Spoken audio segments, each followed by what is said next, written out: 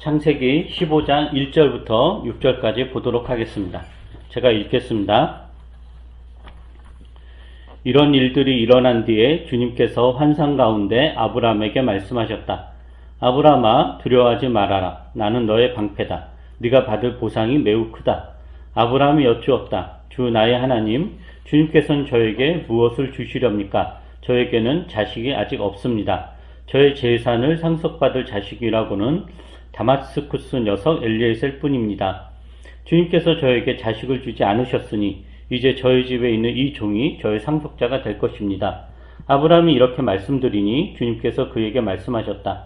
그 아이는 너의 상속자가 아니다. 너의 몸에서 태어날 아들이 너의 상속자가 될 것이다. 주님께서 아브라함을 데리고 바깥으로 나가서 말씀하셨다. 하늘을 쳐다보아라. 네가 셀 수 있거든 저 별들을 세어보아라. 그리고는 주님께서 아브라함에게 말씀하셨다. 너의 자손이 저 별처럼 많아질 것이다. 아브라함이 주님을 믿으니 주님께서는 아브라함의 그런 믿음을 의로 여기셨다. 지난주 설교 후 나눔 시간에 여러 교우들이 설교에 대한 이런 피드백을 이렇게 주었습니다. 제가 생각했던 것보다 설교를 굉장히 꼼꼼하게 아주 귀를 기울여서 잘 들으셔서 제가 사실은 놀랍기도 하고 기쁘기도 하고 안 들을 줄 알았는데 잘 듣는구나 해서 약간의 긴장감도 생겼습니다.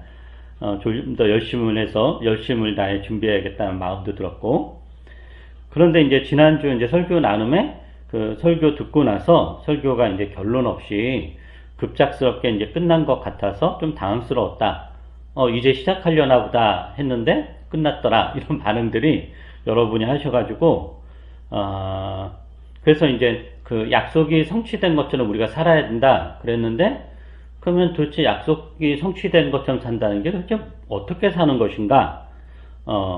이거에 대해서 없어서 아쉬웠다라는 이야기를 하셨고, 또 어떤 분은 하나님께서 이제 아브라함에게 이렇게 약속을 하셨는데, 그 아브라함에게 한 약속 어떻게 보면 굉장히 구원사적인 그런 맥락인데, 우리 개개인 인생에게 하나님이 계획한 약속이 있을 것도 같다. 뭐 그런 좀 이야기도 해주셨던 것 같고, 또 제가 이제 지난번 설교에서 창세기 15장 오늘 6절에 아브라함이 주님을 믿으니 주님께서는 아브라함의 그런 믿음 의로 여기셨다. 이거를 사도 바울이 로마서 4장에서 인용을 하죠. 인용을 하면서 구원과 관련된 믿음을 이제 아브라함 예를 들어서 설명을 하는데, 그것에 대해서 우리 구원과 관련된, 영생과 관련된 그런 믿음이 있을 것 같고, 그럼 우리가 실생활에서 이렇게 하나님께 뭐 필요하면 구하고 이런 것도 믿음이 있을 것 같아요. 이런 어떤 구별이랄까, 이런 차이, 이런 이야기도 나왔습니다. 원래 이제 지난주 설교 의도는 이게 이제 온라인이다 보니까 제가 좀 짧게 하려고 좀 하고, 그래서 하나님의 약속이 성취된 것처럼 살아야 된다라는 질문 던지고 그거는 각자 알아서 찾았으면 하는 그런 의도였는데, 근데 이제 또 듣다 보니까 응답을 해야 되겠다라는 마음이 들어서 오늘 설교를 준비했고, 조금 더 이제 확장된 이야기고, 아마 지난번에 나왔던 피드백과 관련해서 한 두세 번 정도 이렇게 할 것 같아요. 자, 오늘은 이제 이런 이야기를 하고 싶은데, 대개의 종교는, 뭐 기독교 포함해서 대부분 모든 종교는 개인적 욕망과 욕구, 필요를 채워주는 수단으로 여겨집니다.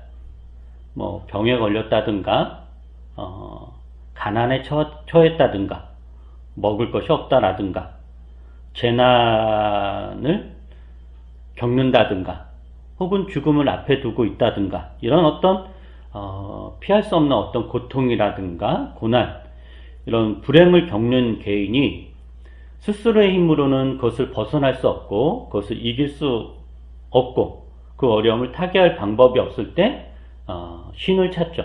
절대자, 초월자, 신에게 도움을 요청하는 것으로 대부분의 종교는 그 내용이 구성되어 있습니다. 아주 그런 원시적인 종교부터 해서 고등 종교까지 다 그런 내용으로 구성되어 있습니다. 그래서 이제 사람들이 하나님을 찾을 때 혹은 신을 찾을 때는 되게 평안하고 행복할 때보다는 힘들고 어렵고 고통스러울 때 찾죠. 그래서 신에게 주로 하는 내용이 뭐냐? 우리가 주로 하나님에게 하는 기도의 내용이 도와주십시오죠. 도와주십시오. 뭐 아니면 구원해 주십시오. 뭐 살려 주십시오. 내 형편을 돌아봐 주십시오.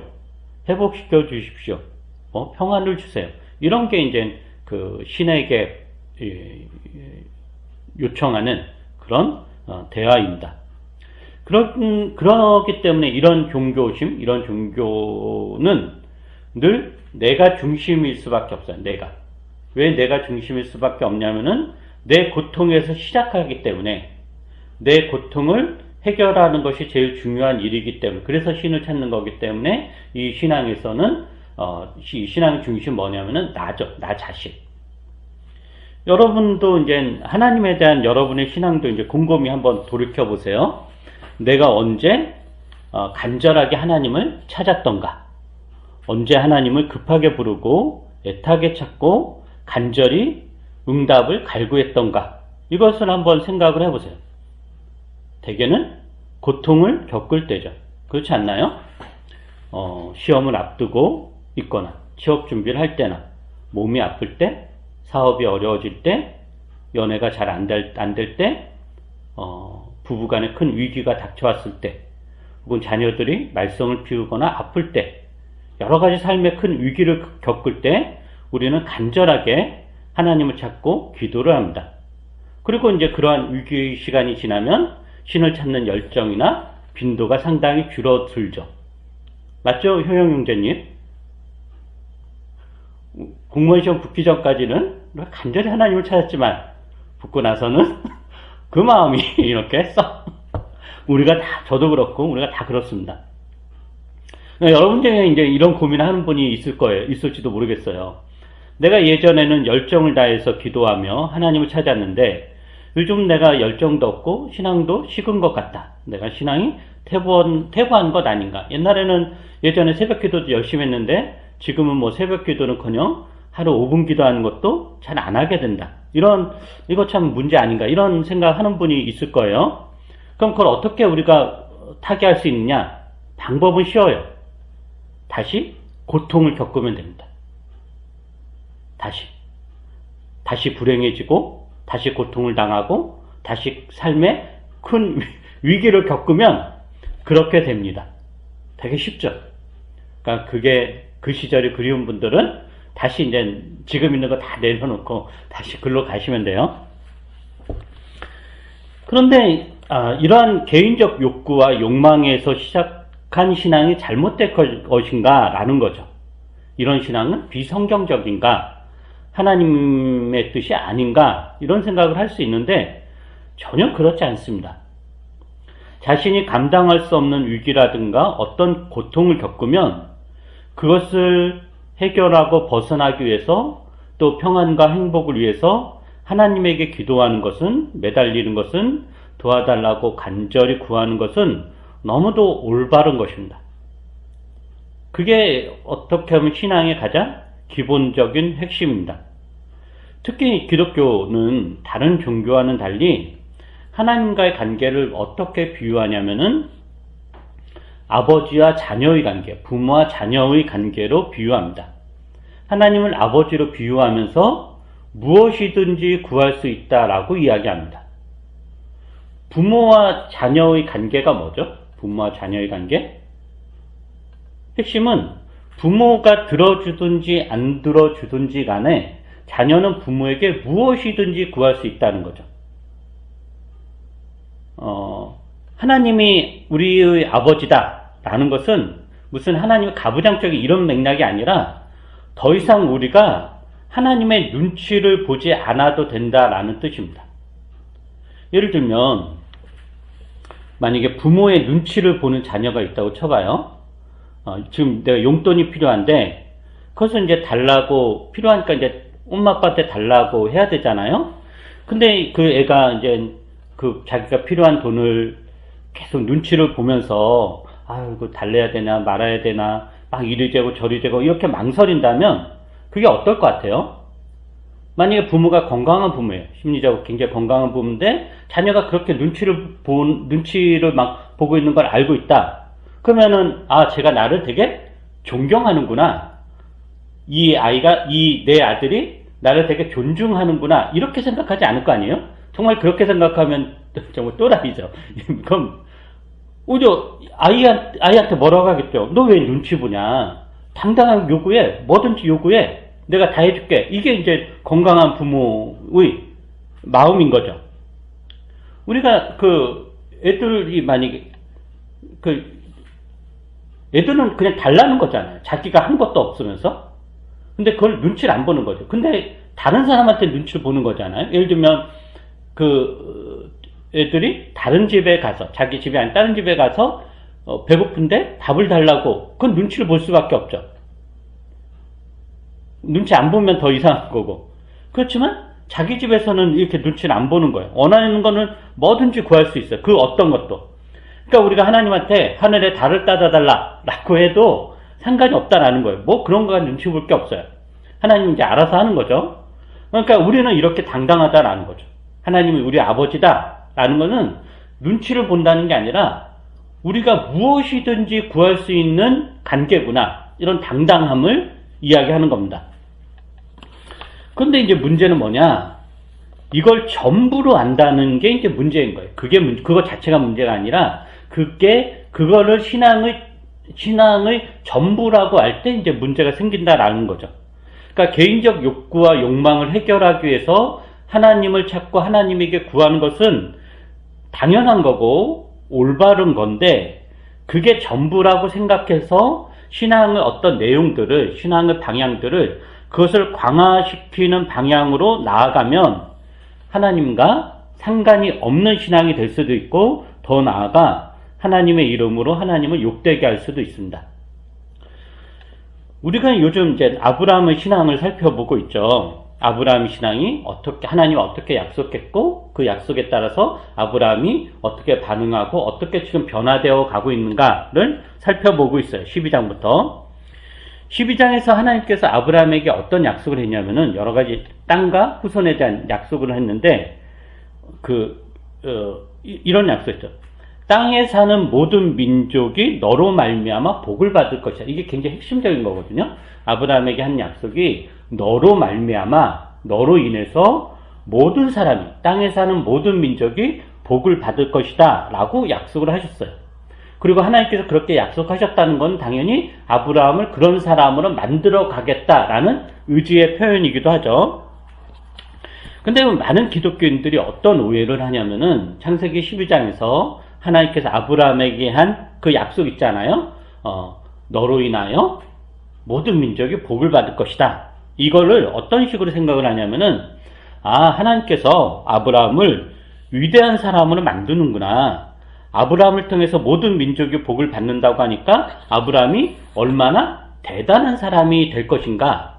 아브라함에게 얼마나 많은 재산이 생겼으면, 얼마나 많은 땅이 있으면 그가 가진 재산으로 인해서 다른 사람이 복을 이렇게 생각을 한다라고 하는 거예요. 근데 사실은 그게 아니라 하나님께서 한 약속이잖아요. 너로 인하여 모든 민족의 복을 받을 것이다 라는 이 약속은 하나님이 어떤 분이신가에 대한 이야기를 담고 있는 거예요. 즉 하나님 어떤 분이시냐? 모든 민족에게 관심을 갖고 계시다라는 거예요. 하나님이 원하는 거는 모든 민족이 복받기를 원한다라는 거죠. 아브람만 축복하고 아브람만 복을 받는 것, 아브람과 그의 가족, 그 민족만 복받기 원하는 그런 신이 아니라, 그런 민족신이 아니라 모든 민족이 복을 받기를 원하신다라는 것. 그래서 너로 인해서 모든 사람이, 모든 민족이 복을, 그러니까 여기서 초점 너가 아니라 모든 민족인 거예요. 너로 인해서 모든 민족이 복받기를 한다. 즉 나는 너를 도구로 사용해서, 너를 수단으로 사용해서 내 목적은 뭐냐? 모든 민족이 복받기를 원한다 라고 하는 거예요. 그래서 하나님은 한 민족의 신이 아니라, 한 부족의 신이 아니라 모든 민족의 신, 모든 사람의 신, 천지의 규제가 되신다라고 하는 거죠. 그래서 그동안 우리가 살펴본 아브라함의 하나님에 대한 인식의 변화가 가족신에서 부족신으로, 또 일개 부족신 중에서 여러 부족신 중에서 가장 으뜸 가는 부족신으로, 그리고 그 부족신에서 천지의 멜기세덱과의 만남을 통해서 하늘과 땅을 창조하신 하나님, 온 인류의 하나님, 온 민족의 하나님, 온 세계의 하나님, 보편적 하나님이란 이해가 아브라함에게 드디어 생긴 것입니다. 물론 아브라함 하나님 이해가 오늘날 우리는 신약 성경 전체가 있잖아요.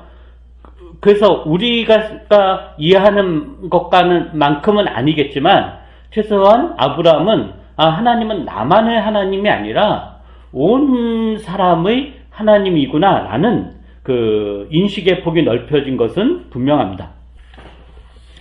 그럼 이런 게 신앙의 실천에 있어서 어떤 의미일까라는 거예요.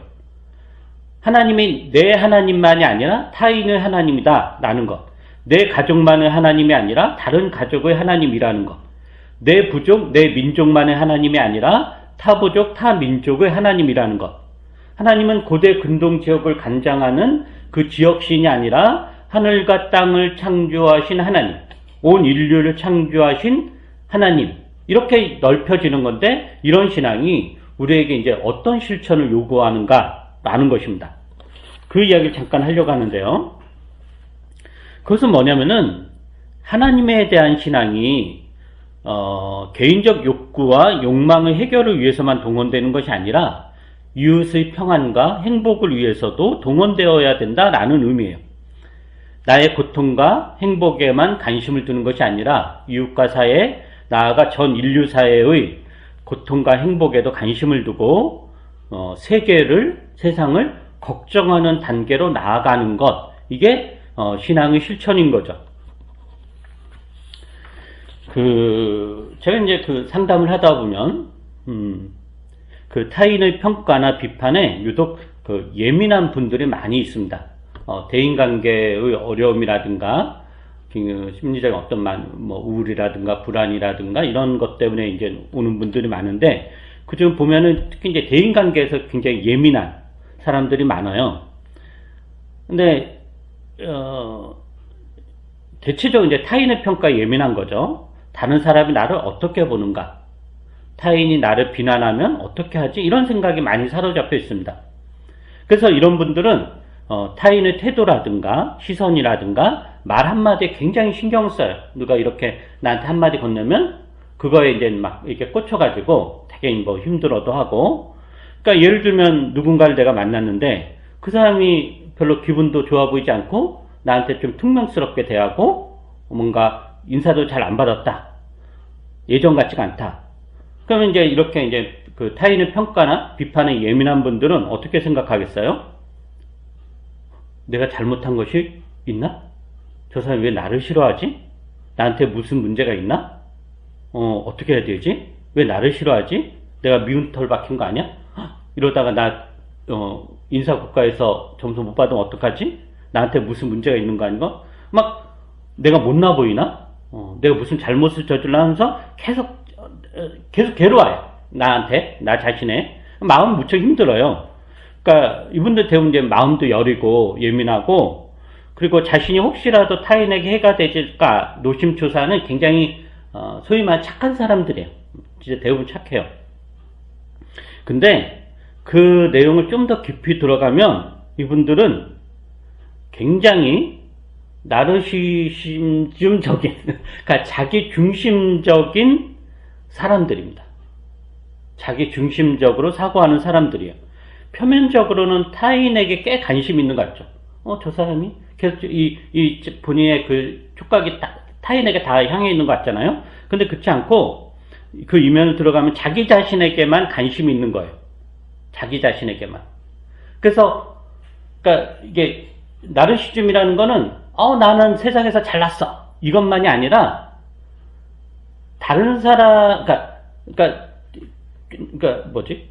긍정적이든 부정적이든 다른 사람의 평가에 예민한 거예요. 그러니까 다른 사람이 너 훌륭해 그러면 나 멋지구나 생각하는 거고, 다른 사람이 조금이라도 비난하면은 이렇게 가라앉는 거죠.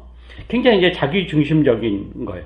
그래서 이분들과 이제 작업을 하면서 그 자기 중심성에서 벗어나서 타인 중심성으로 이제 옮기는 작업들을 하는데, 그러니까 그러니까 타인에 대한 관심을 이야기를 해요. 그러니까 쉽게 이야기하면은 누군가 나를 보고 얼굴을 찡그리거나 퉁명스럽게 돼 있어요.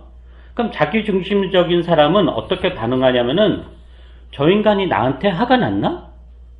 저분이 나한테 화가 났나? 내가 무슨 잘못을 저질렀나? 어떡하지? 앞으로 어떻게 해보지? 이렇게 생각을 해요. 그래서 자기중심적으로 생각하는 내가 뭐 잘못했네 이렇게. 근데 타인 중심적으로 사고한다는 건 뭐냐면은 저분한테 무슨 안 좋은 일이 생겼나? 무슨 일이 생겼나? 어디가 불편한가? 라고 생각하는 거예요.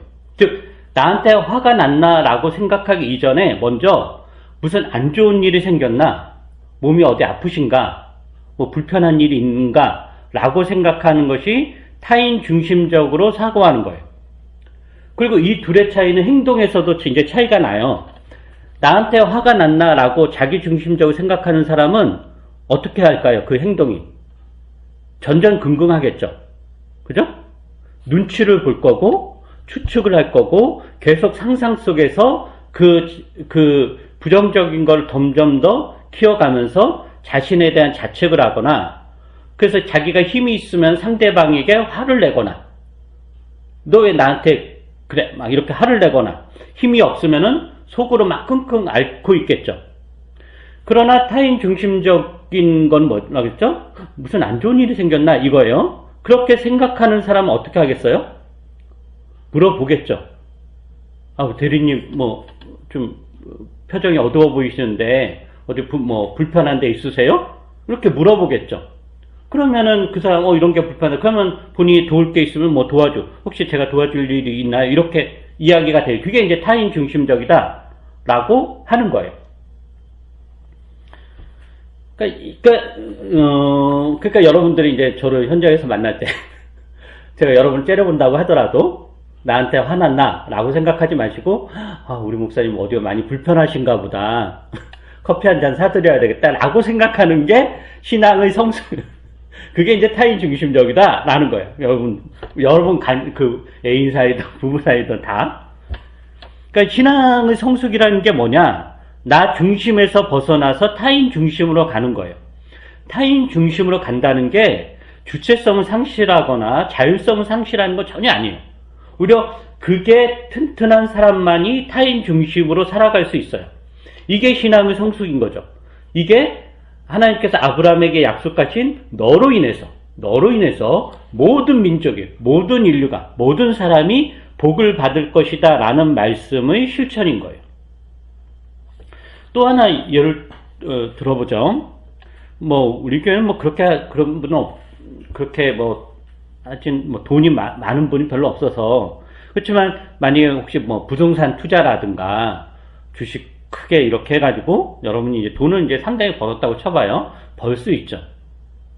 자본주의 사회에서 자기가 가진 자본을 굴려가지고 돈을 버는 게 나쁜 일이겠어요? 저는 괜찮다고 생각해요. 제가 아주 철없던 시절에, 그러니까 마가복음 강의할 때는 그거를 심하게 정죄하였으나 이제 인생을 살다 보니 아닐 수도 있겠구나 라는 그런 여유가 지금은 생겼어요. 저는 가능하다라고 생각돼요, 지금은. 그런데 그렇게 이제 벌어요. 근데 그게 나쁜 일은 아닌데 거기에서 멈추지 말고 거기에서 한 가지 더 생각과 고민을 해야 된다라는 거예요. 혹시라도 내가 돈 버는 것을 인해서 고통받는 사람은 없을까라는 고민 정도는 해야 됩니다. 쉽게 이야기하면은 내가 우산 장사예요. 우산 장사는 비 오는 날이 많아야 좋잖아요. 그래서 비 오는 날이 너무 많아가지고 내가 우산을 너무 많이 팔아가 돈을 많이 벌어서 너무 좋죠. 반갑고. 그래서 더 비 오는 날이 많아지기를 바라고 그런 거는 어쩔 수 없지만 그것과 더불어 조금이라도 근데 소금 장소는 지금 어떻게 살고 있지? 소금도 많이 팔려야 될 텐데 어떡하나? 정도의 관심, 걱정은 해야 된다라는 거예요. 그게 무슨 해결책을 제시해야 된다 이게 아니라 그 정도 마음은 가져야 된다라는 게 신앙이 성숙해가는 조금의 과정입니다. 왜냐하면 아브라함의 하나님은 한 개인의 하나님, 한 가족을 세우신, 한 부족, 한 나라를 지켜주는 민족신 정도가 아니라 온 우주 만물을 창조하신 하나님, 온 인류의 하나님이시기 때문입니다. 그래서 신앙이 성숙해 간다라는 것은 온 인류를 사랑하시는 하나님의 마음에 조금이라도 동참해 가는 것, 점점 더 그 영역이 넓혀지는 겁니다. 그래서 지금 당장 나와 아무런 관련이 없고 지금 내 삶에 아무 영향이 없다고 하더라도 타인과 이웃의 그런 고통과 아픔에 조금이라도 걱정을 하고 힘을 보태는 것, 이게 하나님의 약속이 성취된 것처럼 사는 삶입니다. 최근에 그 미얀마에서 쿠데타가 일어나서 문민정부가 무너졌죠. 다시 이제 군사 독재가 시작되고 그걸 반대하는 사람들을 이제 가혹하게 이렇게 처벌하고 박해하는 그 상황이 됐어요. 우리가 별로 관련 없죠. 미얀마가 어디에 있는지 모르는 사람도 있을 거고 별 관련이 없어요.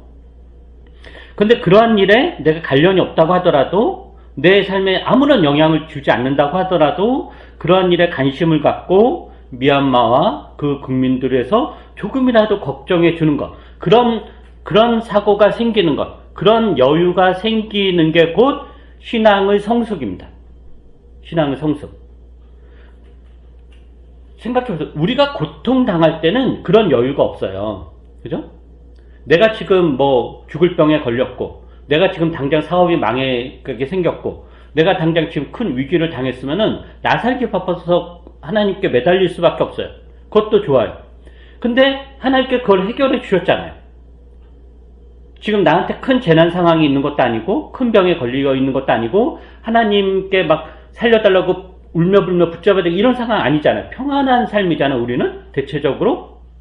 그럼 이 삶이 하나님에게 우리에게 요구하는 게 뭐냐? 그 삶을 가지고 이웃에게 향하라, 인류에게 향하라 라는 거예요. 하나님께서 왜 아브라함에게 복을 주고 재산을 주고 뭘 하겠어요? 만약에 아브라함에게 여전히 재산이 없고 여전히 먹고 사는 문제로 늘 걱정만 하는 상황이라면은 아브라함이 다른 민족을 이게 없는 거죠. 근데 하나님께서 아브라함 복 주신 거잖아요. 재산을 늘리고 힘을 주고 자손을 넓힌. 그래서 아브라함 개인에게 여유가 생긴 거죠. 드디어 그 아브라함이 누굴 돌보게 되느냐? 다른 사람을 돌볼 여유가 생긴다라고 하는 거죠.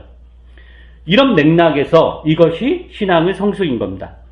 그래서 우리가 하나님이 온 인류의 하나님이시다라고 하는데 다른 말로 하면 여러분의 관심이 온 인류여야 한다라는 뜻이기도 합니다.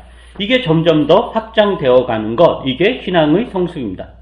물론 그렇다고 해서 여러분이 개인 일상을 이렇게 내팽겨쳐 두고 무슨 운동가나 활동가로 나서야 돼. 그런 건 전혀 아니에요. 그게 아니라 각자 처한 위치에서 하나님이 자신에게 허락한 개인의 일을 열심히 하면서 자기에게 맡겨진 자기 일, 자기 가족, 자기 돌봄을 열심히 하면서 그러나 거기에 매몰되지 말고 타인에 대한 관심과 걱정과 연대의 마음을 늘 갖는 것, 그리고 내가 할 수 있는 한도 내에서 조금이라도 실천해 가는 것, 이게 하나님 나라 백성의 할 일입니다. 여러분 각자 도생이라는 말 들어보셨죠? 지금 시대가 각자 도생의 시대다. 이야기 많이 하죠. 현대사회는 각자 알아서 살아남아야 된다라는 거예요. 근데 하나님 나라 관점을 보면 각자 도생의 시대야말로 가장 타락한 시대입니다.